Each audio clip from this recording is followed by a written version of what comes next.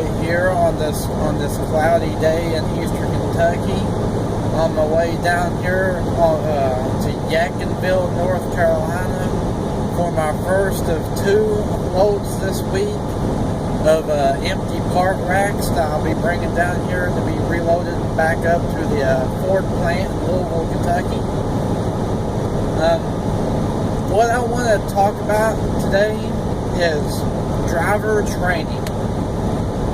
And what I mean by that is, right now, has been going on for a couple months now, there is a committee that's been put together by the government that consists of representatives of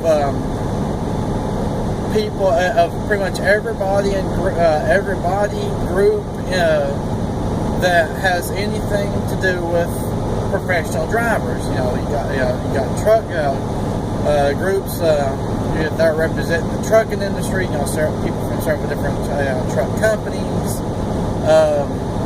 At least one representative there from OOIDA, which is a truck insurance agency. You got representatives there from the motor coach industry, which if you don't know what that is, that's things like tour buses and Greyhound and stuff like that. And I would assume they would probably include like school buses as well. You got representatives there of the DOTs, or Department of Transportation.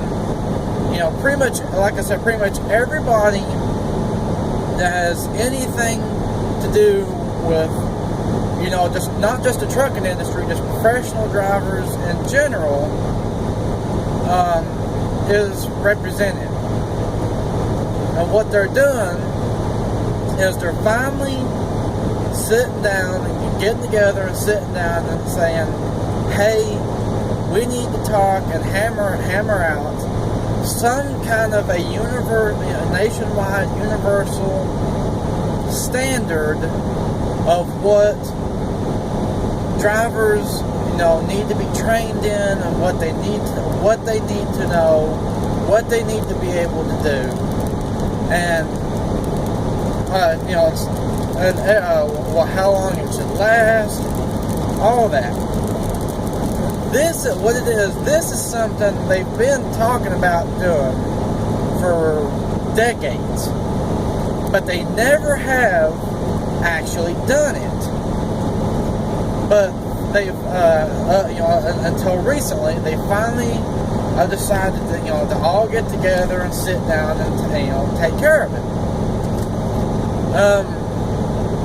What all they've done, what they've agreed on or disagreed on or anything, I don't know, because they're being pretty hush about it until they get it all figured out.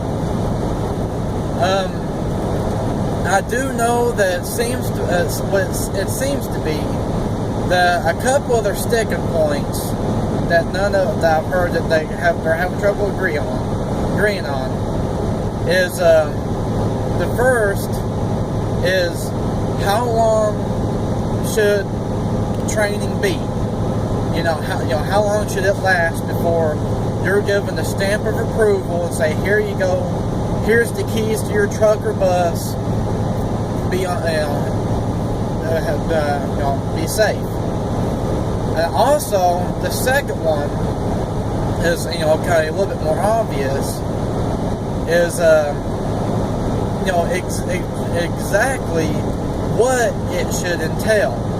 What I mean by that is, there's several things that they all agree on should be, the drivers should be trained in. But there's a few things that they can't agree on. And also, one of the things that it's kind of on the both ways is our pre-trip. They all agree that, of course, we should be fluent in a pre-trip and have to go through it every day, which we do. But what they can't agree on is what that pre-trip should consist of. Of course, there's going to be two different training guidelines and stuff, pre-trip stuff, depending, separating, trucks and motor coach. But hopefully, what the end goal of this is by the time they're done, is like I said, they're wanting to try to sit down and figure out a universal, nationwide training standard for both the trucks and then one for motor coach. Like I said, I don't know the whole, too many details about it because they're being pretty hush. I do know that a lot of these bigger trucking companies that have their own training programs, like the one I went through to get my license, are actually fighting against it, saying that, they should be allowed to handle it in their own way. I think that's a bunch what those companies are doing. I think that's a bunch of crap. These bigger trucking companies, all they want is to be able to bring people in, run them through the training process as fast as possible, hand them the keys to a truck, and put them on the road, so they're making the company money. The longer that person is training, the more money the company is spending on them without having any return. If there is an equivalent to the motor coach, I don't know. I've never looked into it. But in general, them finally sitting down and trying to figure out a standard, I think it's a great thing. There needs to be a standard. There needs to be a universal standard that's across the board, nationwide across the board, that every single school or trucking company or whoever that is training drivers at the bare minimum needs to adhere to. Because to give you an example of what I'm talking about is, I'll talk about a little bit what I went through. When I decided to go to get my CDL and start driving truck, I'm not going to mention the name of the company, but I hired on to a big nationwide company. They have thousands of trucks, and they sent me to a school up in Fort Wayne, Indiana. I had the school was, for me, I actually went up 1 week longer than what I was supposed to, because I had some troubles, and you'll understand why here in a minute. For me anyway, it was 4 weeks long. It was supposed to only be 3 weeks, but like I said, I had a little bit of trouble, ended up going a week longer than what I was supposed to. But in that time, I had to not only be able to learn and be able to handle the bare minimums of actually driving a truck, be able to get it down the road safely, be able to back it up. The wheel was required to be able to parallel park, and also I had to, in that time, I also had to learn all the laws and regulations, how to run a logbook, how to my pre-trip. The pre-trip in the Indiana is actually a really in-depth one. The state of Indiana they have their own standard for what a pre-trip has to have, and it's for me. It's unless they've changed it. At the time I went through, it was almost 200 different items I had to go through and memorize and be able to recite word for word how they had it written. I also had to memorize what's called the 4-point brake inspection. What the some places call it a 3-point, but in the end it's a 4-point brake inspection. What that is, it's a process you're supposed to go through at the beginning of every day before you start, to be able to, to check your brakes, to make sure they're working properly, make sure you ain't got no air leaks, all that. Now, what they actually taught us, like I said, with all the paperwork and the in-depth pre-trip and everything, what they had on their curriculum was, in my opinion, was actually pretty in-depth, and they was doing it right. What I don't agree with is the fact they only gave us 3 weeks to learn it, to learn every bit of it and be fluent in it. I ended up going 4 weeks because I had troubles memorizing that pre-trip. I've been told the particular school I went to would let you go 5 weeks, but if you didn't get it by then, they just tell you, I'm sorry, pack your stuff and go home. Oh, and by the way, you owe us all this money. That's just, in my opinion, that's not near enough time. In my opinion, it should be at least 3 months. And hopefully this committee can sit down and figure out a standard that's, an in-depth standard of what people should learn in a reasonable amount of time. Not 3-4 weeks. That's not near enough time to learn it. Whenever I got out of there, I had a legal CDL. It was, but I'll just admit it. Whenever it was all I could do to hold the truck between the lines. Well, and God forbid, when I for the first 3 months I was driving, backing it up. I couldn't do it.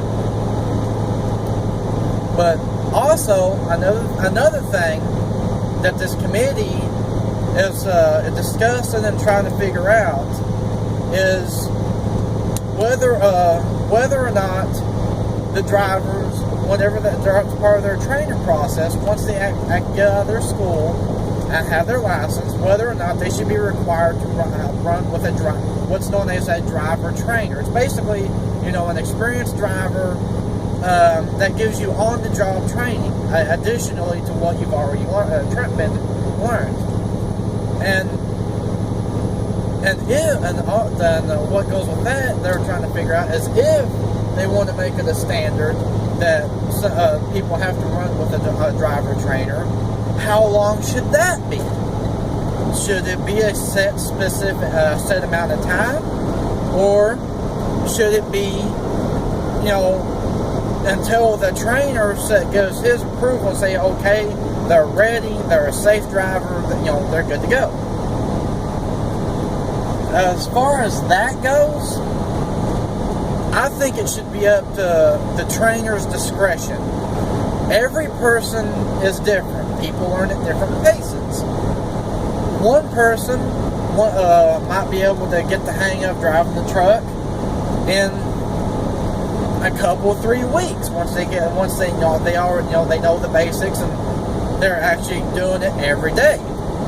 Others might take a month or two. And still others, like what was in my case, where I had to run with a driver trainer, is be able to pick up one and be able to do one specific area, like say, like get my tongue straight. What was my case, driving it down the road fairly fast, which just in 1 or 2 weeks, but in another area, again, like with my case, like backing it up, take much longer to be able to learn that and be able to get the hang of it, and perform it effectively. Like I said, as far as the driver trainers go, I think it should, this is just my opinion, I think it should be required. And also, I think it should be not a set time limit. It should be up to the trainer to just make determine whether or not the person is ready. And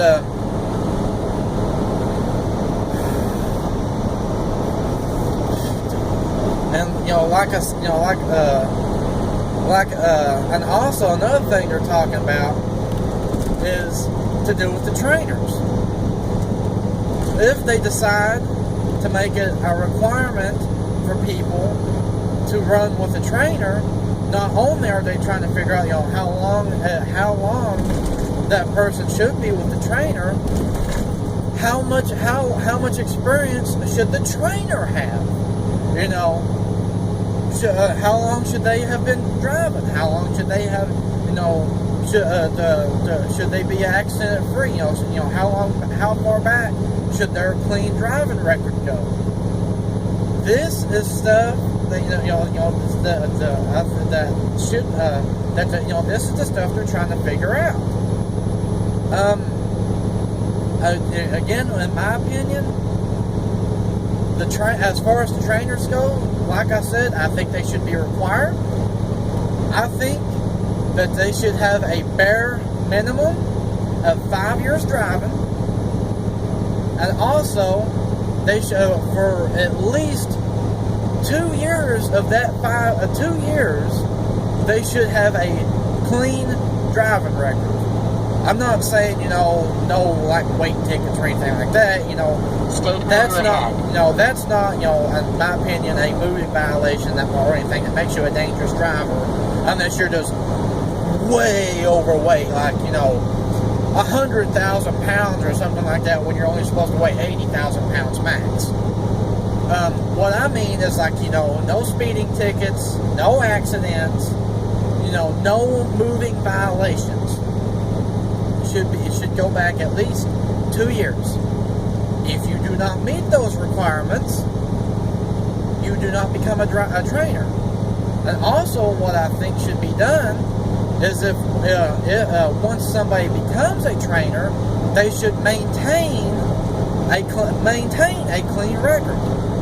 If, in my opinion, if somebody is a driver trainer and then they have an accident, their trainer status should be revoked until they again meet the requirements of 2 years clean record. At that time, they be eligible to become a trainer again. But like I said, that's just my opinion. As far as the trainers go, they're one of the reasons why they're trying to figure out if they make it a requirement, a certain amount of experience the trainer should have before they're allowed to become a trainer, is that because there are companies like the one I hired on to get my license that pretty much as soon as somebody fulfills their bare minimum training process, they can then turn around and become a driver trainer themselves and have, only 6 months of experience. That ain't right. They are, somebody like that is in no way qualified to be teaching somebody else how to operate one of these trucks, 63 feet long and 80,000 pounds, or even, but in my opinion, even more so, a motor coach where you're hauling a busload of 50, 60 people. You're not with those people.